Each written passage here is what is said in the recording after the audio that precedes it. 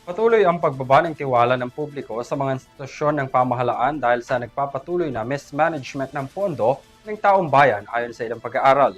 Ang Senado at Kongreso kapwa nakakuha ng halos 15% lang na tiwala. Narito ang aking report.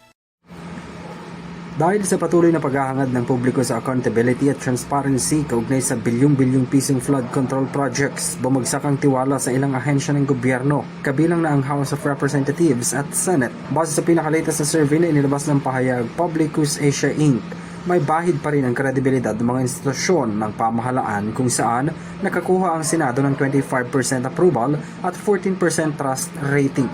Ang Kongreso naman may 23% approval at 13% trust. Ang kawalan ng tiwala sa dalawang kapulungan ay binubuo raw ng isa sa bawat dalawang botante kung saan nag-aalinlangan sila sa gobyerno.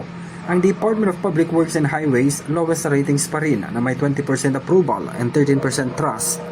Bagamat bahagyang bumaba ang kawalan ng tiwala kumpara sa nakaraang quarter, nananatili itong mataas sa antas na 60% na nagpapahiwatig ng patuloy ng pagkabahala ng publiko sa pamamahala ng infrastruktura at pagpapatupad ng mga proyekto.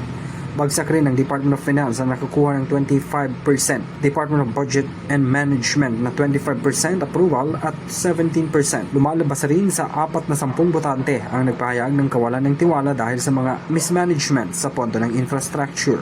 Bumaba rin ang tiwala ng publiko sa Commission on Audit, Department of Justice, Office of the Ombudsman na nasa 28 hanggang 30% lang na nagpapahayag ng kawalan ng tiwala dahil rin sa anti-corruption at enforcement mechanisms.